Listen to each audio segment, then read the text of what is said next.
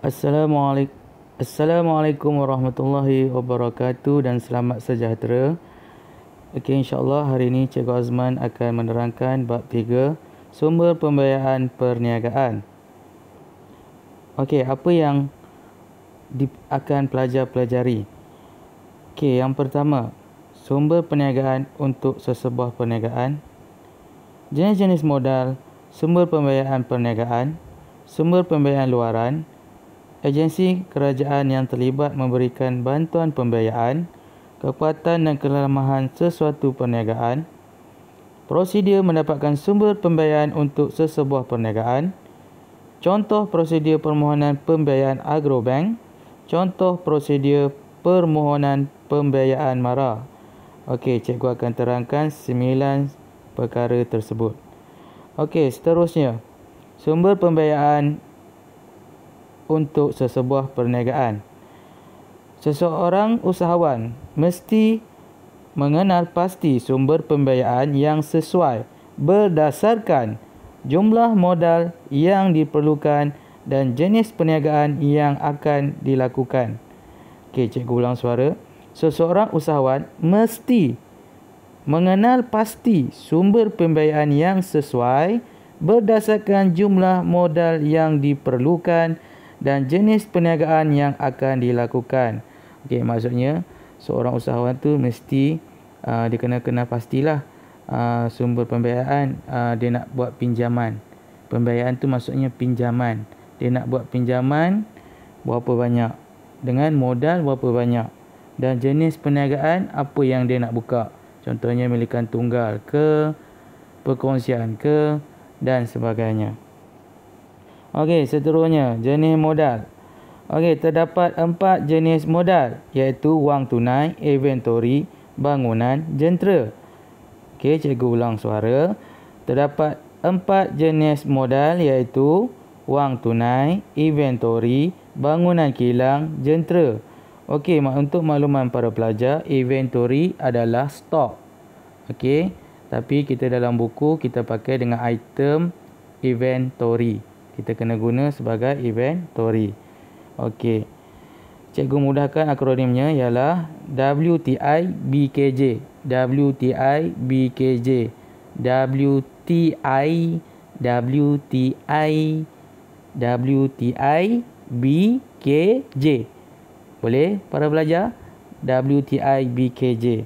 Okey, seterusnya, sumber pembiayaan perniagaan terbahagi kepada 2, iaitu dalaman dan luaran. Sumber pembiayaan dalaman dan luaran. Okey. Pembiayaan dalaman. Simpanan peribadi merupakan sumber asas yang diperlukan oleh usahawan. Kebiasaannya, perniagaan dimulakan dengan menggunakan wang simpanan peribadi. Okey, secara kebiasaan nak mula perniagaan guna wang simpanan peribadi. Itu adalah pembiayaan dalaman. Okey, seterusnya yang kedua, modal daripada keuntungan rizab. Mesti pelajar tertanya-tanya apa itu modal rizab, keuntungan daripada rizab. Okey, kita lihat. Rizab ialah keuntungan yang diperoleh daripada hasil pelaburan. Okey, rizab digunakan sebagai pembiayaan semasa pembiayaan dijalankan untuk modal pusingan. Maksudnya pelajar syarikat laburkan duit. Okey, laburkan duit dekat sesuatu tempat, dan duit daripada hasil pelaburan tu adalah rizab, iaitu keuntungan daripada pelaburan. Okey, seterusnya, pembiayaan luaran. Pembiayaan luaran yang pertama, bank dan institusi kewangan. Okey, bank dan institusi kewangan ni yang pertama, pecahan dia modal permulaan, sewa beli, pajakan, pemfaktoran, share overdraft, pinjaman perniagaan atau gadaian ar-rahnu. Okey, ini semua lagi cikgu akan jelaskan secara detail. Okey, seterusnya agensi kerajaan, bantuan modal, jaminan kredit, geran penyelidikan dan pembangunan. Okey, sumber pembiayaan ada berapa para pelajar? Ada 2. Pembiayaan dalaman, pembiayaan luaran. Okey, seterusnya, sumber pembiayaan luaran. Sumber pembayaran luaran, kalau pelajar lihat pada gambar yang cikgu telah snap. Okey, bank dan institusi kewangan memberikan pinjaman kepada peminjam yang mempunyai aset sebagai cagaran. Ini sumber pembayaran luaran. Maksudnya bank akan bagi pinjaman sekiranya ada cagaran. Okey. Kita lihat yang pertama, jenis pembayaran daripada bank dan institusi kewangan. Sumber pembayaran luaran, modal permulaan. Okey, cikgu bacakan isi penting huraiannya, iaitu modal permulaan. Pinjaman yang diberikan kepada usahawan yang ingin memulakan perniagaan. Okey, cikgu ulang suara. Pinjaman yang diberikan kepada usahawan yang ingin memulakan perniagaan. Modal yang diperoleh daripada bank atau institusi kewangan dipanggil sumber modal formal. Modal ini memberikan pinjaman berpenggal, pinjaman jangka panjang ataupun pinjaman jangka pendek. Okey, cikgu dah highlightkan tu, pinjaman berpenggal, pinjaman jangka pendek dan jangka panjang. Itu adalah modal permulaan. Okey, sewa beli pula. Sewa beli adalah aktiviti menyewa aset dengan tujuan untuk membeli aset tersebut.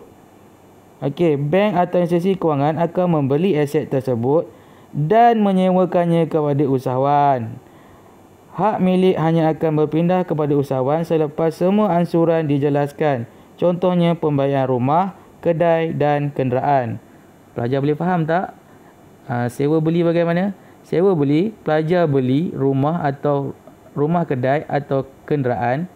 Okey, dalam tempoh contohnya kalau kenderaan perniagaan 9 tahun bayaran ansuran. Pelajar beli dan selepas habis bayar kereta tersebut 9 tahun, selama 9 tahun, okey, kenderaan tersebut akan menjadi milik perniagaan. Okey, pelajar faham Cikgu perumpamaan kepada pelajar sebagai usahawan lah. Okey. Okey. Tu adalah sewa beli. Kita beli, kita bayar bulan, cukup tahun, cukup tempoh 9 tahun, barang tu akan jadi hak milik kita. Okey, seterusnya sumber pembayaran luaran. Pajakan. Skim pajakan membolehkan usahawan menggunakan sesebuah mesin atau jentera dengan cara menyewanya daripada bank atau institusi kewangan bagi tempoh tertentu. Masuk kat sini, kita boleh sewa. Okey. Seterusnya, bank, institusi kewangan atau syarikat pajakan mempunyai hak milik terhadap mesin atau jentera manakala usahawan sebagai penyewa. Okey, kali ini pula pajakan kita menyewa. Kalau contoh kita nak ada jentera, tapi kita tak mau beli jentera tu. Kita nak pakai dalam masa tempoh mungkin dalam 6 bulan je. Contoh projek kita ada, kita nak guna 6 bulan saja yang pajakan tu. Okey, kita nak beli jentera. Okey, bank tolong kita sewa. Kita boleh sewa daripada bank. Boleh faham para pelajar? Itu adalah pajakan. Kita buat pajakan selama contoh 6 bulan. Okey. Okey, seperti yang cikgu nyatakan tadi, bank, institusi kewangan atau syarikat pajakan mempunyai hak milik terhadap mesin atau jentera manakala usahawan sebagai penyewa. Cukup je masa, bank boleh ambil balik jentera tersebut. Okey, seterusnya. Share ialah bahagian dalam modal sesuatu perniagaan atau saham. Sesebuah perniagaan menerbitkan share bagi menambah modal. Bank saudagar akan bertindak sebagai penanggung jaminan terbitan share oleh syarikat awam yang hendak meluaskan perniagaan mereka dengan cara membeli share yang tidak dapat dilanggan oleh pelabur. Share ni berkaitan dengan saham para pelajar. Okey, overdraft boleh belajar. Merupakan kemudahan kredit yang disediakan oleh bank perdagangan untuk pemegang akaun semasa. Okey, ni untuk pemegang akaun semasa. Untuk makluman para pelajar, kalau perniagaan kena buka akaun semasa, bukan akaun simpanan. Kalau yang pelajar cucuk duit, keluarkan duit dekat bank tu, itu adalah akaun simpanan. Kalau syarikat, akaun semasa. Okey. Melalui kemudahan ini, pemegang akaun semasa boleh mengeluarkan wang melebihi jumlah simpanan dalam akaun semasa mereka setakat had yang telah ditetapkan. Faedah yang dikenakan ke atas jumlah overdraft yang digunakan mengikut kadar harian. Dia punya kadar tu maksudnya interest lah. Faedah akan dikenakan harian. Okey. Overdraft ini sesuai kepada usahawan yang kurang pasti tentang jumlah masa dan tempoh pembayaran yang diperlukan. Okey para pelajar, contohnya overdraft ni macam ni cerita dia. Pelajar ada akaun semasa, syarikat ada usahawan ada akaun semasa yang aktif. Selalu ada duit RM10,000, RM20,000, RM30,000. Lepas tu tiba satu masa tu usahawan ni dia jadi jumlah dalam akaun semasa dia tak cukup. Contohnya akaun dia ada RM10,000. Dia nak guna RM14,000. Lebih kurang macam tu lah. Dia nak guna RM14,000. Okey, berapakah yang perlu dia usahawan ni nak minta overdraft? Okey, dia kena minta lagi RM4,000 untuk overdraft. Jadi bank akan luluskan sebab akaun semasa dia sangat aktif. Okey, dia tak perlulah nak memohon susah-susah sebab akaun dia aktif. Itu yang dikatakan overdraft. Okey, pelajar, gua harap pelajar jelaslah dengan overdraft ni. Okey, seterusnya. Sumber pembiayaan luaran. Okey, pinjaman perniagaan ataupun gadaian ar-rahnu. Ar-rahnu dari sudut syarak merujuk pada satu barang yang berharga untuk dijadikan sebagai cagaran bagi mendapatkan pinjaman. Sekiranya hutang tersebut tidak dapat dijelaskan, barang cagaran akan menjadi hak milik ar-rahnu. Okey, contohnya pelajar barang emas, barang berharga, pergi ar-rahnu pajak gadai. Pergi pajak gadai, letak barang emas.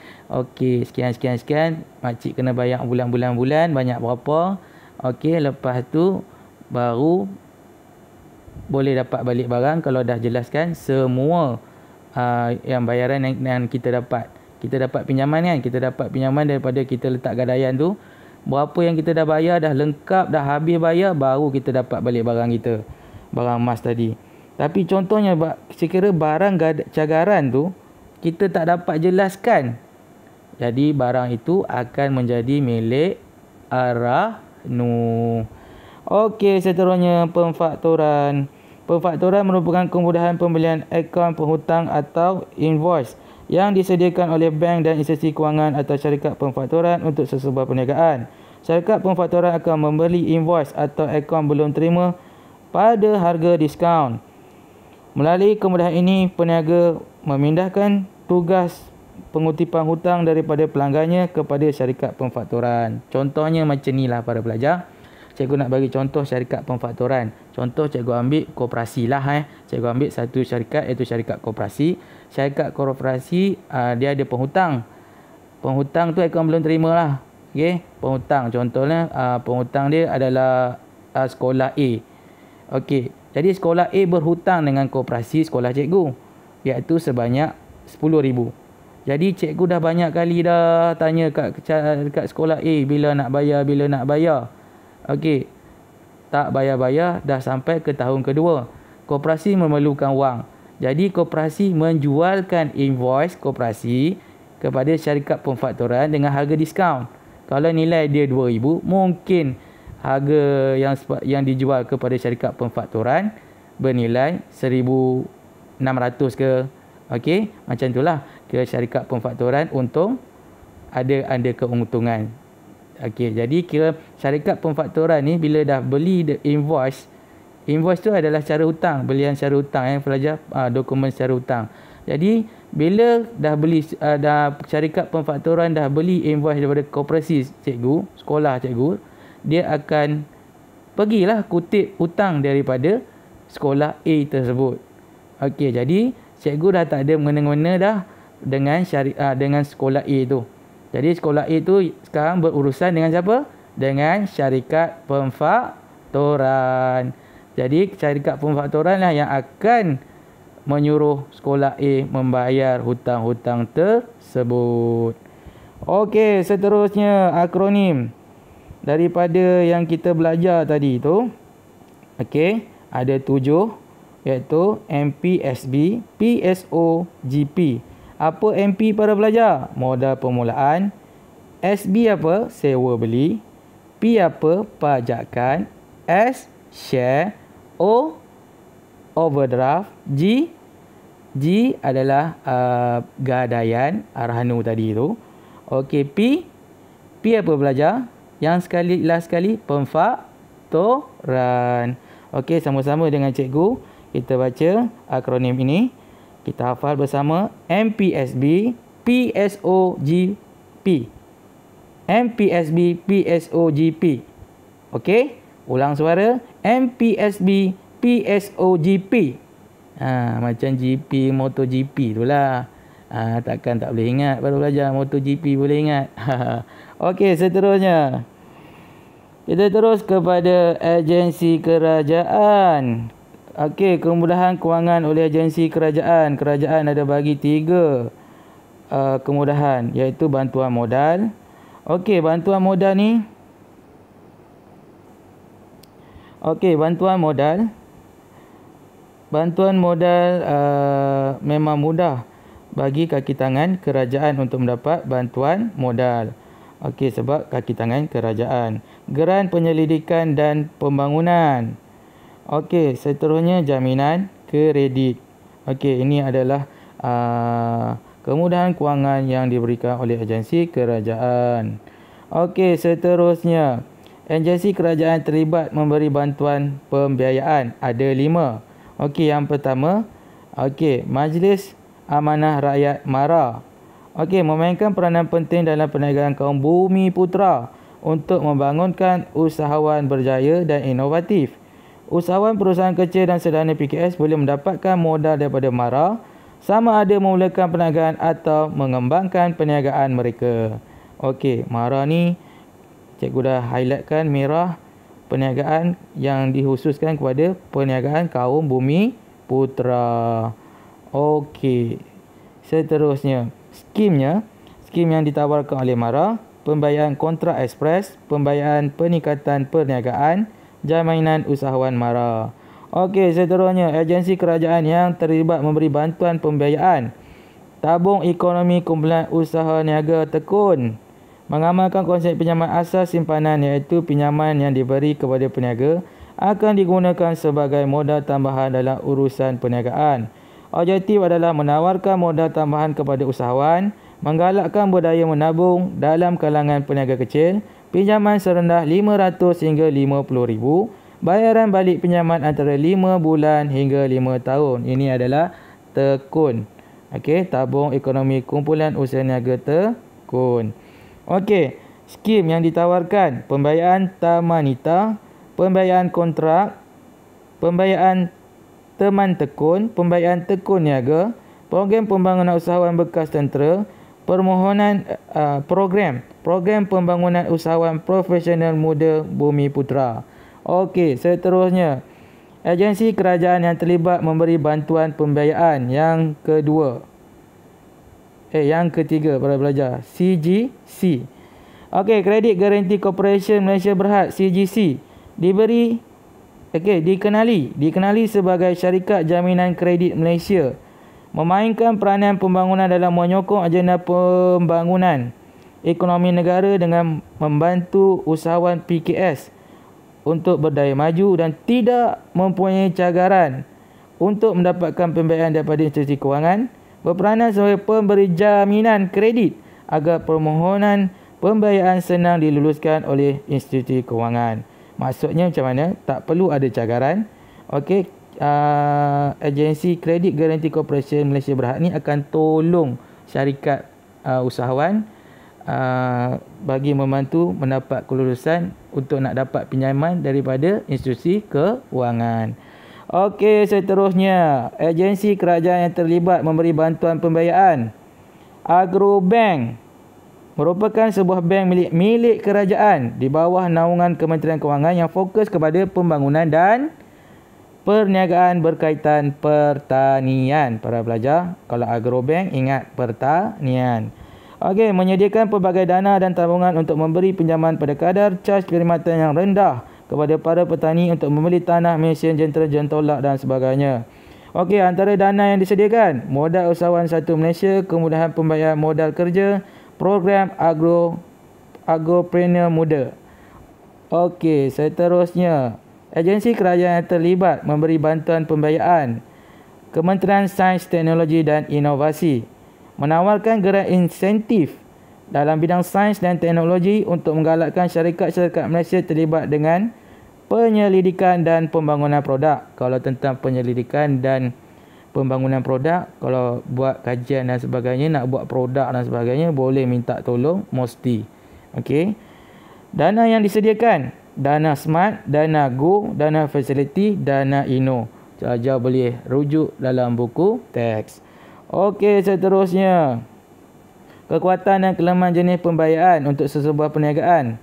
Sumber pembiayaan dalaman kita dah tahu ni, ada dalaman. Okey, kekuatan dan kelemahan dia. Apa sumber pembiayaan dalaman, apa kekuatan dan kelemahan? Kekuatan yang pertama, cepat dan ringkas, tidak melibatkan kos seperti faedah atau pinjaman. Maksudnya sebab ahli keluarga yang bagi, takkan kena faedah kot, takkan nak kena interest kot. Macam itulah, takkan nak kena bunga. Okey. Seterusnya, kelemahan, modal terhad, sukar menambah modal dalam masa yang singkat. Kalau kata kelemahan dia, takkanlah adik-beradik kita ada banyak duit, kita nak banyak-banyak. Okey, itulah kelemahan dia. Okey, seterusnya, sumber pembayaran luaran, bank atau institusi kewangan, agensi kerajaan. Okey, yang cikgu baca satu ya para pelajar. Kekuatan dia, tempoh pembayaran balik pinjaman dan ansuran bulanan boleh mengikut kemampuan peminjam. Okey, ikut kemampuan peminjam lah keluaran ni, kekuatan dia. Okey, jumlah pinjaman boleh disesuaikan dengan keperluan semasa. Maksudnya di sini pelajar boleh nak ikut kemampuan para usahawan, boleh nak ikut kemampuan berapa banyak dia nak bayar bulan-bulan atas kemampuan syarikat masing-masing lah. Okey, seterusnya, agensi kerajaan memberi pinjaman kepada peniaga yang tidak mempunyai cagaran. Bagi pinjaman kepada peniaga yang tak ada cagaran. Okey, seterusnya, kelemahan, bank atau institusi kewangan memerlukan penjamin. Okey, minta maaf pelajar, memerlukan penjamin. Kelemahan dia, tak ada cagaran, dah tak ada cagaran, mestilah akan ada penjamin. Penjamin ni maksudnya guarantor, dalam bahasa Inggeris ni guarantor. Contohnya nak beli sesuatu barang jentera tapi tak ada cagaran, jadi pelajar kena ada penjamin. Penjamin dia siapa? Kalau kata usahawan, kalau kata contohlah, kalau cikgu, penjamin cikgu siapa? Mungkin isteri cikgu. Kalau tak boleh bayar, siapa yang nak bayar? Isteri cikgu bayar, ataupun mak dengan ayah cikgu. Contoh tu penjamin. Tapi mesti ada rekod lah. Maksudnya isteri cikgu ada rekod yang baik lah. Maksudnya dia gaji dia besar dan sebagainya. Okey, contohnya agensi kerajaan, persaingan yang sengit, jumlah pinjaman yang terhad menyebabkan syarikat terpaksa membuat pinjaman berulang kali, tertakluk kepada terma dan syarat. Okey, seterusnya, prosedur mendapatkan sumber pembiayaan untuk sesebuah perniagaan. Okey, yang pertama, dia ada 4 pelajar. Yang pertama, menyediakan rancangan perniagaan. Yang ni yang pelajar akan buat masa nanti folio.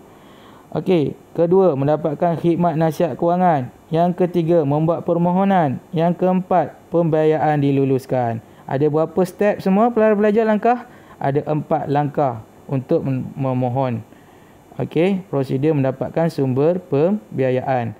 Okey, seterusnya, contoh prosedur permohonan dari bank atau institusi kewangan agrobank. Okey, ni contoh ni pernah keluar trial. Dia suruh lengkapkan langkah-langkah untuk mendapatkan pinjaman. Okey, contoh kalau ini agrobank. Mula, langkah pertama. Langkah kedua, menyediakan rancangan perniagaan. Langkah ketiga, mendapat khidmat nasihat daripada pegawai bank. Okey, keempat, menyediakan dokumen yang lengkap. Kelima, menghantar permohonan kepada pihak bank untuk diproses. Keenam, permohonan dipertimbangkan oleh bank. Kalau tak lulus, tamat. Kalau lulus, sambung lagi para pelajar. Memperoleh surat kelulusan pembiayaan dari agrobank. Menandatangani kontrak dengan agrobank, tamat. Lepas dah tamat tu maksudnya dah lulus lah pembiayaan. Jadi para usahawan akan dapat modal. Okey, seterusnya. Contoh prosedur permohonan pembayaran perniagaan dari agensi kerajaan MARA. Ada 8 langkah dia. Mula, menyediakan dokumen yang diperlukan, merujuk khidmat nasihat daripada MARA, menyediakan dokumen yang lengkap kepada MARA untuk diproses. MARA memproses permohonan. Okey, kalau tak lulus, tamat. Kalau lulus, memperoleh surat kelulusan permohonan. Seterusnya, menandatangani kontrak pinjaman dengan MARA dan modal akan usahawan terima. Okey, seterusnya. Okey, itu saja daripada cikgu. Okey, sekian. Selamat menghafal fakta bab 3. Terima kasih.